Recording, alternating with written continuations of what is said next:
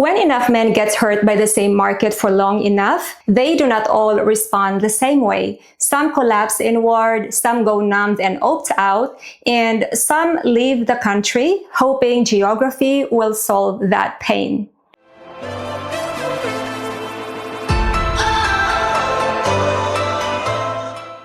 In the last 2 episodes, we looked at how the market broke and who got stranded inside it.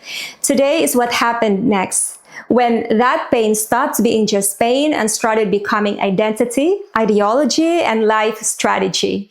The laziest thing you can do with these men is mock them, and that is exactly why most people never get past the caricature. Incels are dangerous losers, MGTOW is just sour grapes, and passport bros are sex tourists. Well, those are the caricatures that people label them with. And caricatures are comfortable because they let you stop thinking. But here's what we're missing. Behind every man in every one of those groups is a real story. A man who asked a girl out and got laughed at. A guy who did everything he was told, got the degree, built a career, stayed decent, and still couldn't get a second date.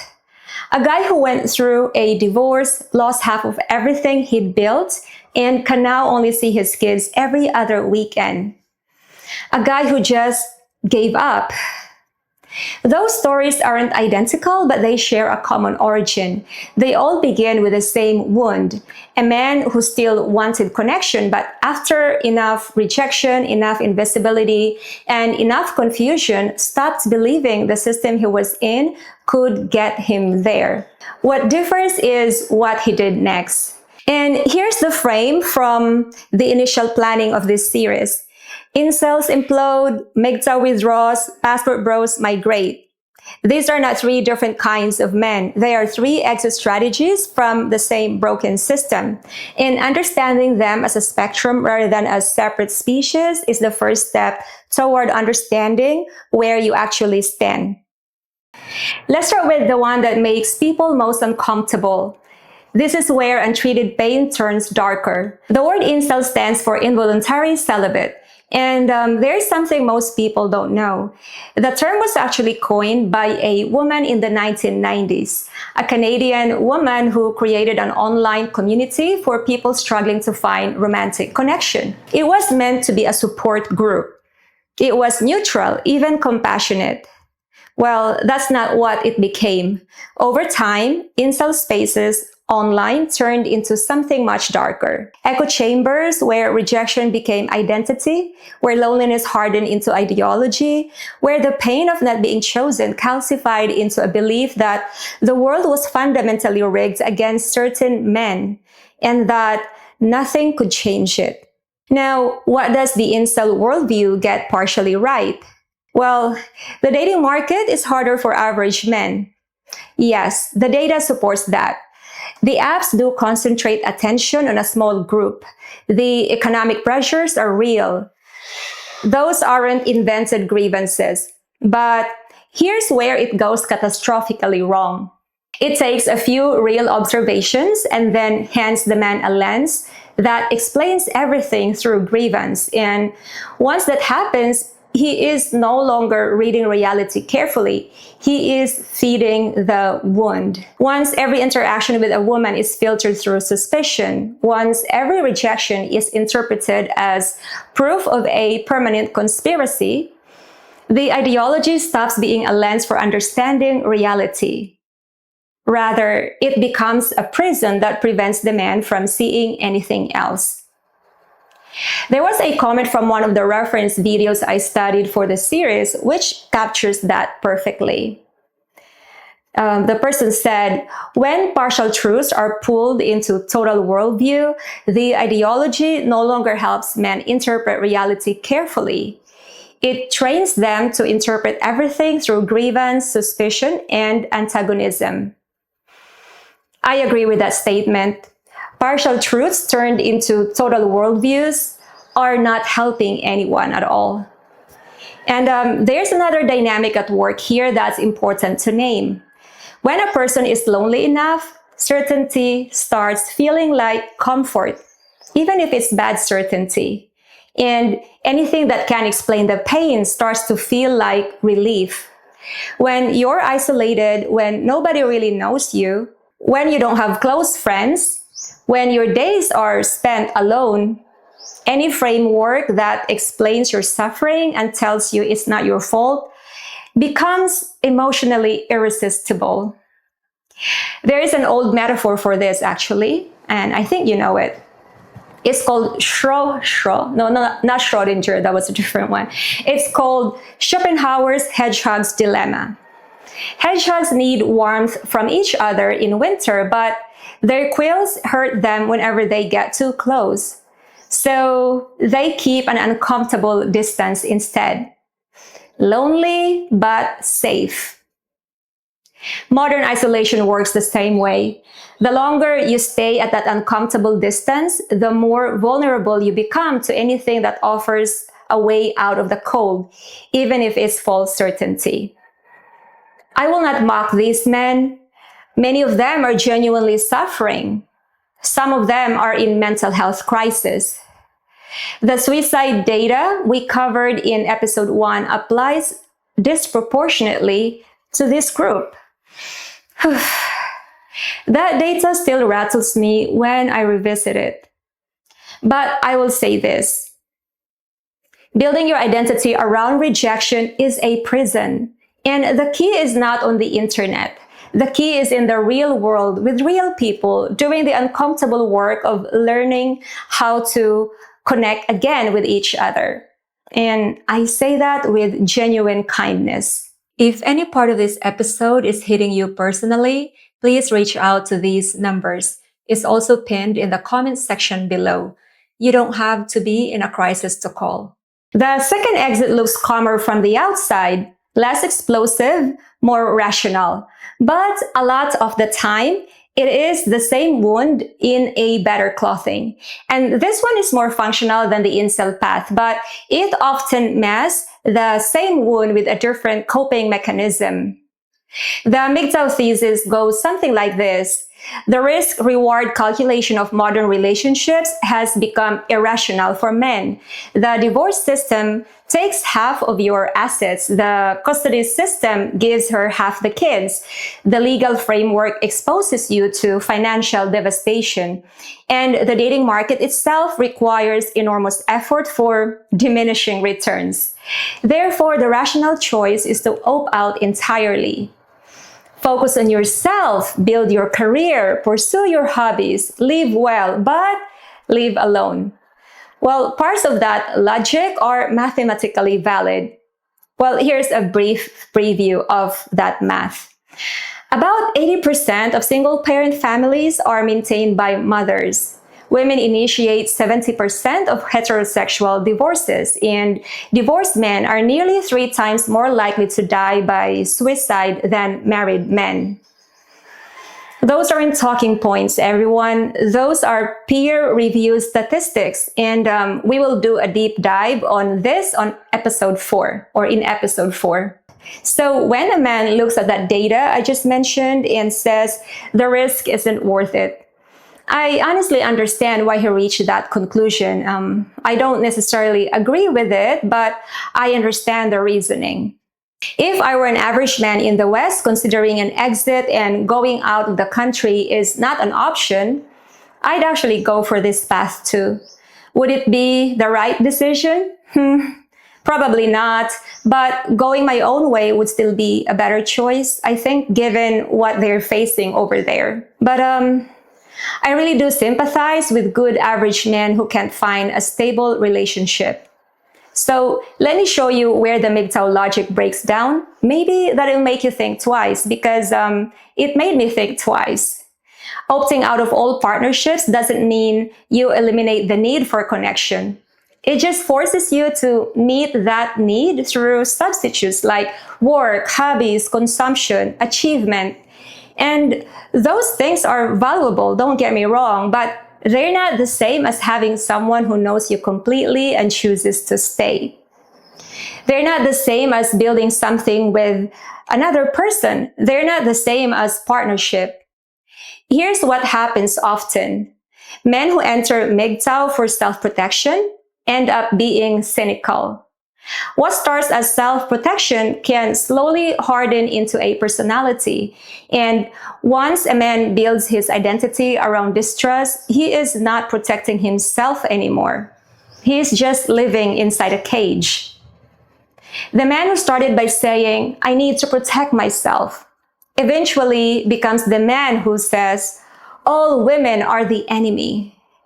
And once that happens, he's not going his own way anymore. He is going backward. One of the reference analysis I studied for this series describes it perfectly. Lower expectations can preserve stability and reduce emotional whiplash, but taken too far, it slides into defensive pessimism or permanent disengagement. The line between self-protection and self-imprisonment is thinner than most MGTOW content acknowledges. Think about that. And then there's the third exit, the man who decides the problem is the specific market he's in, and he goes looking for a different one. The passport bro movement, and that label carries baggage, refers to Western men who seek relationships abroad, particularly in Southeast Asia, Latin America, and Eastern Europe. And the Philippines is frequently mentioned as one of the top destinations in this space, partly because of a long history in the international dating industry. Now, academic research has been tracking this. Julia Mitsaros, a sociologist at Texas A&M, has spent over a decade researching international dating across Ukraine, Colombia, and the Philippines. Her own framing of the trend is more critical than mine. She sees it as anxiety driving men toward traditionalism. But the men she interviewed put it in their own words. They talked about feeling, and I quote, empowered and having choices abroad while being ignored in the US dating market. They weren't delusional. They were making a calculated decision based on real conditions. And the math does work differently in the Philippines. The economic advantage is real. A modest Western income goes further. The cultural values around family, partnership, and commitment are still mostly intact in ways that have been eroded in the West. The dating ecosystem hasn't been fully restructured by apps and status competition. At least not yet, but it's getting there. Also, English is widely spoken. Christian values are shared, and the dating culture still emphasizes getting to know someone over time rather than making snap judgments from a photo. Well, at least between locals, that's how it is. So, quick caveat, and this matters. With Western men, that timeline can compress dramatically. Filipinas who are interested in getting married with a Western man often move much faster than they would with a Filipino. Many want to progress to commitment after just a few dates. Why? Because in the Philippine dating market, the Western man represents what our system values the most. Reliability, stability, the resources to build a family. He's not invisible here. To many Filipinas seeking cross-cultural relationships, your husband material. That's a powerful position to be in, and an easy one to mistake for love at first sight. And both sides should know that going in. Otherwise, you would end up living in fantasy and falling in love with the idealized version of the other person. That's why I've dedicated an entire season for this, for man and woman dynamics. So you get to know her operating system and she gets to know your operating system. And we all have our own operating systems individually, which is also affected by the macro level, our culture and society around us. But that's a season for another time. So for now, let's get back to the bros, okay? So while I was planning this series, I highlighted one thing that passport bros don't get and never talk about. At least I haven't heard of it. And it's one of the most important things I'll say in this episode. The country changes, the women change, the economics change, but the habits stay the same. The result repeats, but just in a different setting. The man who was financially generous to earn love and validation in the West will be financially exploited in the Philippines for the same reason. The man who was emotionally avoidant will create an anxious partner who learns to manipulate because that's the only way she can get his attention. The man who never learned to lead a relationship will drift into a dynamic where she makes every decision and then resent her for it. Here's the hard truth. The Philippines doesn't fix you. It gives you a different playing field, but you are still the same player. And if the player is broken, a new field just means breaking in a new place. And the rooster agrees. So please reflect on that. Well, to be fair, not all men who date internationally are passport bros in the same way that the term is used online. Some are genuinely looking for a partner across cultures. They want to understand the woman they're with. They want to build something real. They approach the cross-cultural dynamic with humility, curiosity, and respect. This channel specifically exists for those men. Other men are not really looking for a partnership at all. They are looking for an advantage. They want a woman who won't push back. They want admiration and advantage without accountability and loyalty without earning it. And Filipinas can tell the difference. Maybe not on the first few dates or first few months of the relationship, but we eventually figure it out. If you've been watching since episode 1, you might remember I told you there's an exit strategy that could still work. This is the path that's closest to it, but getting it right takes more than a passport. Episodes 4 through 7 are exactly about that. Now, all 3 of these exits share an intellectual origin, and that origin is the red pill. The red pill started as a metaphor from the Matrix for seeing uncomfortable truths that most people are unwilling to face. And in its earliest form, it served a genuine purpose. It named patterns that were real, and it articulated frustrations that men felt but couldn't fully express. It said, the dating market has changed. The rules are different from what you were taught, and the conventional advice isn't working anymore. Well, that was a valid observation.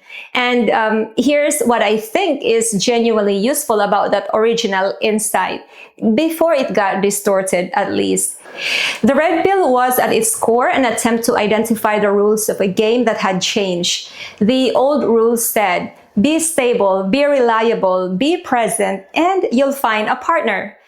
Well, the new rules said, be exceptional, be visible, be high status, or be invisible. The red pill named that shift, and naming it was necessary and important. But I think this is where it went off track. Instead of looking at the superstructure, say the technology, the economics, the cultural shifts that changed the incentives for everyone, it blamed women. It said, women are the ones who changed the rules. Actually, that's not accurate. The rules were changed by forces much larger than any single gender. The apps changed the rules. The economy changed the rules. Social media changed the rules. Both men and women are playing a game that neither side designed and benefited from. And then something else happened. Creators out there figured out that angry men were profitable. Feeding their resentment kept them watching. Confirming their suspicions kept them subscribing. Telling them women are the enemy turned grievances into a business model. So the red pill ecosystem stopped being about truth. It became about engagement, about feeding that rage, about keeping men clicking and subscribing to content that made them angrier, but never really helped them build anything. And I think that's where it has fallen short of. So one of the reference videos I studied had a comment that kept coming back to my mind, and I was thinking a lot about it. A man wrote, I was once caught in the red pill and MGTOW ideology and angry at women and always self-deprecating because I couldn't get a girlfriend. But after talking to a therapist, working on myself and looking within and addressing my issues, I realized that all that anger and pettiness was just sad and holding me back. And that comment really matters because it shows that the exit from the red pill isn't denial, it is death.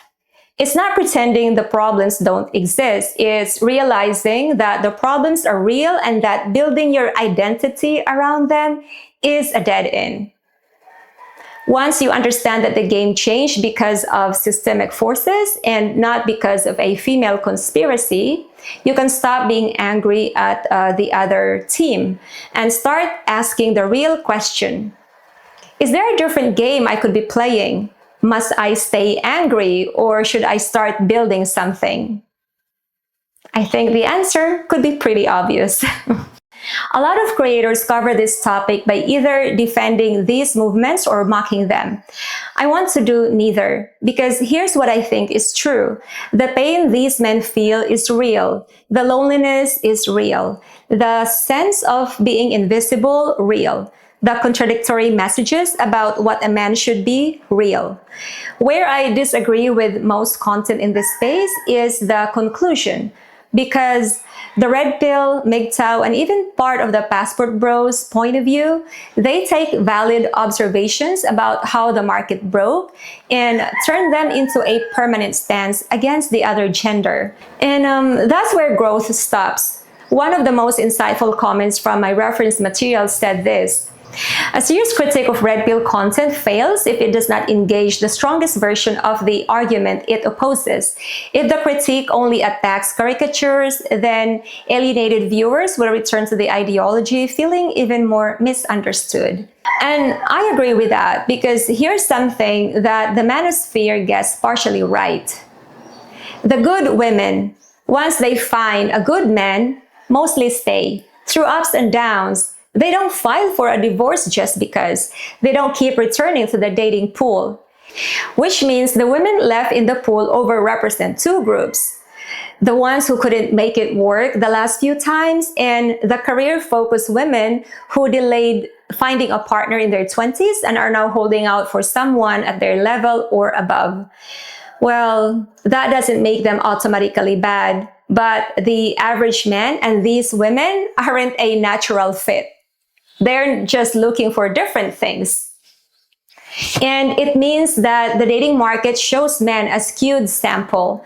And unfortunately, the man in that dating pool starts to think it's the whole population. Yeah. So I'm not attacking straw men here. I've engaged the strongest version of each argument. I've acknowledged what each movement gets right. And now I'm saying the pain is the starting point, not the destination. The men who stay angry stay stuck. The men who use pain as fuel to understand themselves, heal, and build something better, they're the ones who end up in the relationships everyone else is envious of. Now, to the Filipinas watching, mag-usap tayo, girls, okay? If your partner came from one of these spaces, if he carries some of this baggage with him, I want you to understand where it came from. Not to excuse it, but to have context. Because the man who shows up in the Philippines with walls up, with trust issues, with a tendency to test you, he didn't become that person in a vacuum. He was shaped by a system that taught him to expect betrayal.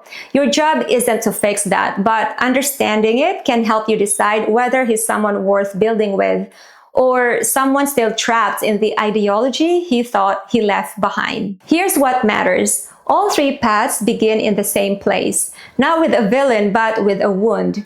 A man who wanted love but could not find a workable path to it, and then built a life around what that failure did to him. Well, that's not a weakness. That's just what happens when a system breaks. But what you do with that pain defines what comes next. Do you let it harden into an identity, or do you let it become the beginning of a different story? At sa mga Pinay dyan, these three exits are the three kinds of men who arrive here. Mostly, at least. The collapsed, the withdrawn, the migrated. Knowing the difference is how you prepare and protect your heart. Now, in the next episode, I zoom out. we've been tracking how the dating market broke for individuals. Next, we'll discover what it's doing to the West as a whole. The loneliness epidemic, well, the real one, not the meme. Feminism, and we'll tackle that with honesty.